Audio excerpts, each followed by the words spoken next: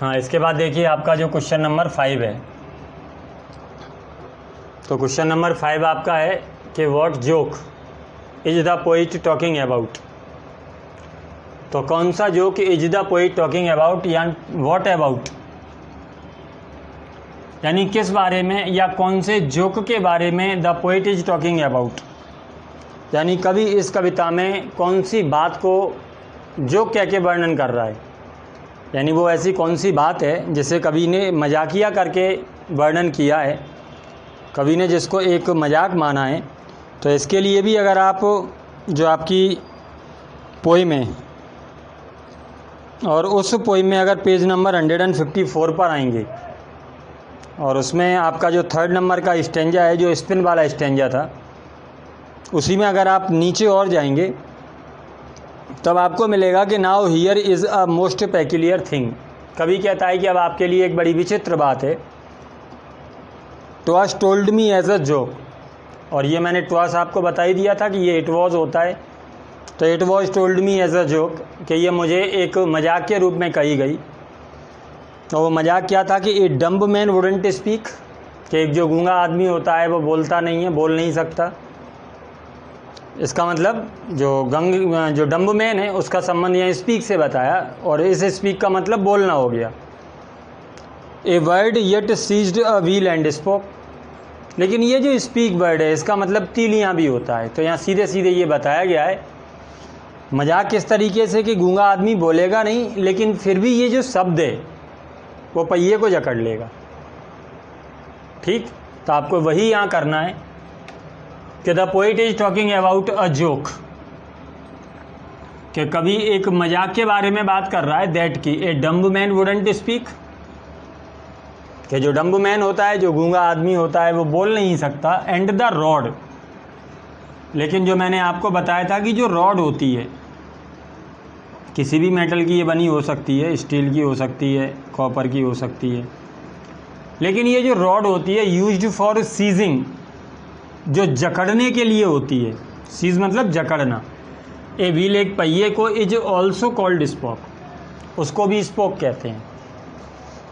तो अब मेरे ख्याल से आपको समझ में आ गया होगा कि ये एक जोक करके इसका वर्णन क्यों किया गया है। एक बार फिर से समझिए पूरी बात को। क्वेश्चन है आपका कि what joke is the poet talking about, कि कवि कौन से मजाक के बारे में बात कर रहा है। आप कहेंगे कि the poet is talking about a joke, कि कवि एक मजाक के बारे में बात कर रहा है। दैट की पहली बात उसने बताया स्पीक शब्द को किसके लिए यूज़ किया, कि ए डम्ब मैन वुडंट स्पीक, कि एक जो गूंगा आदमी होता है वो बोल नहीं सकता, लेकिन फिर भी ये जो शब्द है वो पहिए को जकड़ सकता है। तो डम्ब मैन वुडंट स्पीक, कि जो गूंगा आदमी होता है वो बोल नहीं सकता। एंड द रॉड, और वो जो छड़ होती है used for seizing a wheel, rod used for seizing a wheel, कि जो एक पहिए को जकड़ने के लिए यूज़ करी जाती है, इज ऑल्सो कॉल्ड स्पॉक, कि उसको भी स्पॉक कहते हैं। तो आंसर टिपिकल नहीं है, केवल आपको जो स्पीक है उसके दोनों अर्थ आने चाहिए। पहला किस तरीके से उसने एक्सप्लेन किया है कि डम्ब मैन वुडंट स्पीक, कि गूंगा आदमी बोलेगा नहीं। And the rod used for seizing a wheel, लेकिन जो रॉड एक पहिए को सीज करने के लिए, जकड़ने के लिए यूज़ करी जाती है, is also called spoke. Clear. चलिए इसके बाद देखिए आपका जो क्वेश्चन नंबर 6 है। 6 ये कह रहा है कि व्हाट हैपन्स, क्या होता है व्हेन, या व्हेन डबल हो गया, एक हटा दें, कि व्हाट हैपन्स क्या होता है when you slam a door, कि जब तुम एक दरवाजे को धक्का दे करके बंद करते हो, धड़ाम की आवाज़ के साथ जब एक दरवाजे को बंद करते हो तब क्या होता है। तो आपको पता ही होगा कि जब ये जो आवाज़ होती है, ये आवाज़ हमारे लिए एक अरुचिकर आवाज़ होती है, यानी हमारी जो तंत्रिकाएं होती हैं, जो सुनने की जो संवेदनाएं होती हैं, उनमें घबराहट पैदा कर देती है। तो बस यही आपको यहाँ कहना है कि when we slam a door, कि जब हम एक दरवाजे को बंद करते हैं, लेकिन यहाँ स्लैम से है, धक्का दे करके बंद करना। स्लैम मतलब बंद करना है, लेकिन जब हम आवाज़ लगा करके, आवाज़ उत्पन्न करके बंद करते हैं, इसका मतलब ज़ोर से धक्का देते हैं। तो when we slam a door, कि जब हम एक दरवाजे को धक्का देकर आवाज़ के साथ बंद करते हैं, our nerves receive a jar, तो जो हमारी नर्व्स होती हैं, हमारी जो तंत्रिकाएं होती हैं, जो सुनने की संवेदनाएं होती हैं, रिसीव अ जार, वो एक जार को रिसीव करती हैं, यानी वो एक घबराहट को महसूस करती हैं।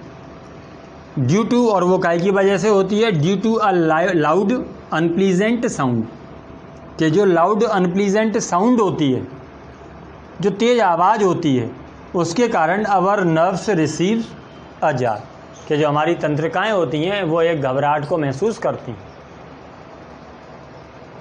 क्वेश्चन समझ में आ गया होगा तो आंसर टिपिकल नहीं रहेगा। What happens when you slam a door. अब यहाँ स्लैम जो वर्ड है ये आपके दिमाग में होना चाहिए। इसका मतलब बंद करना है, धक्का देकर बंद करना है और आवाज़ के साथ बंद करना है। तो when we slam a door, क्या होता है कि हमारी जो तंत्रिकाएं होती हैं तो वो एक जार को, वो एक घबराहट को रिसीव करती हैं, वो एक घबराहट को महसूस करती हैं। और ये किसकी वजह से होती है? ये घबराहट किस वजह से आती है कि जो आपने धक्का दे करके बंद किया, दरवाज़ा अचानक से बंद हुआ, तो जो लाउड अनप्लीजेंट साउंड हुआ उसकी वजह से। तो ड्यू टू और लाउड अनप्लीजेंट साउंड, तो लाउड अनप्लीजेंट साउंड की वजह से जो हमारी तंत्रिकाएं होती हैं वो एक जार को महसूस करती हैं। क्लियर? चलिए इसके बाद देखिए आपका जो नेक्स्ट क्वेश्चन है, क्वेश्चन नंबर 7 क्या कह रहा है कि हाउ इज़ कॉपर यूज्ड।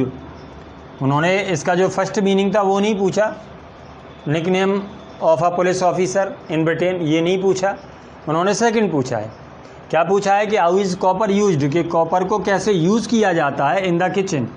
अब इज यूज्ड, ये तो मेरे ख्याल से आप लोगों को यहाँ तक आते आते अच्छे से समझ आ गया होगा कि जब इज फॉर V3 यूज़ किया गया है तो इसका मतलब ये पैसिव वॉइस हो गया। और पैसिव वॉइस काय का हो गया? तायती है तेय का। तो अर्थ क्या निकलेगा? जाता है, जाती है, जाते हैं। कि हाउ इज कॉपर यूज्ड, कि कॉपर का कैसे यूज़ किया जाता है इन द किचन, किचन में। तो रसोई में कॉपर का यूज़ कैसे किया जाता है? तो आप कह सकते हैं कि बर्तनों की अवस्था में हम इसे रसोई में यूज़ करते हैं। तो copper is used in the kitchen, या copper is used in the form of utensils, form अवस्था में ऑफ यूटेंसिल्स, यूटेंसिल माने बर्तन, के बर्तनों की अवस्था में कॉपर को उपयोग किया जाता है इन अ किचन, कि एक किचन में इसको बर्तनों की अवस्था में उपयोग किया जाता है। इन द किचन, क्वेश्चन में भी यहाँ इन अ किचन होगा तो आप इसको भी यहाँ इन अ किचन कर लें कि एक रसोई में इसे किस तरीके से यूज़ किया जाता है कि copper is used in the form of utensils in a kitchen, एक रसोई में इसको बर्तनों की अवस्था में उपयोग किया जाता है। क्लियर?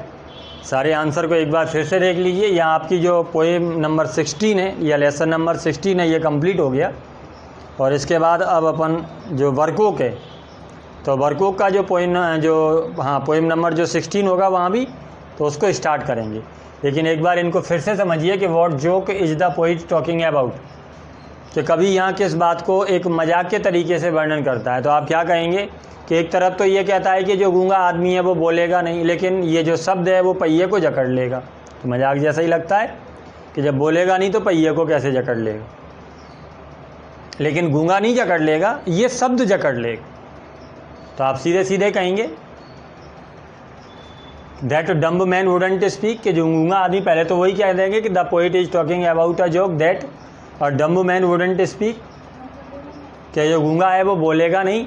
एंड द रॉड, लेकिन जो रॉड है यूज्ड फॉर सीजिंग, जो सीजिंग के लिए यूज़ करी जाती है, अ व्हील को इज ऑल्सो कॉल्ड स्पॉक, कि उसको भी हम स्पॉक कहते हैं।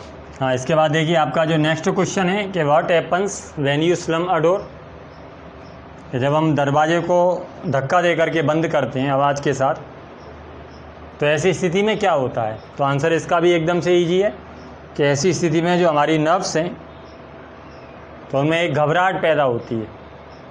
तो when we slam a door our nerves receive a jar, तो जो हमारी तंत्रिकाएं होती हैं वो एक रिसीव अ जार, एक जार को रिसीव करती हैं, एक घबराहट को महसूस करती हैं due to a loud unpleasant sound. इसके बाद जो नेक्स्ट क्वेश्चन है कि how is copper used in a kitchen, कि कॉपर को किस तरीके से किचन में यूज़ किया जाता है। हालांकि इसका जो दूसरा सेंस था वो भी आपको समझ में आ गया होगा कि जो पुलिसमैन होता है उसका ये निकनेम भी होता है, लेकिन यहाँ किचन के रूप में पूछा गया है। तो copper is used in the form of utensils, कि बर्तनों की अवस्था में इसको यूज़ किया जाता है इन अ किचन। क्लियर? चलिए अब यहाँ से आप लोगों का जो वर्कबुक है लेसन नंबर 16 वो स्टार्ट होगा।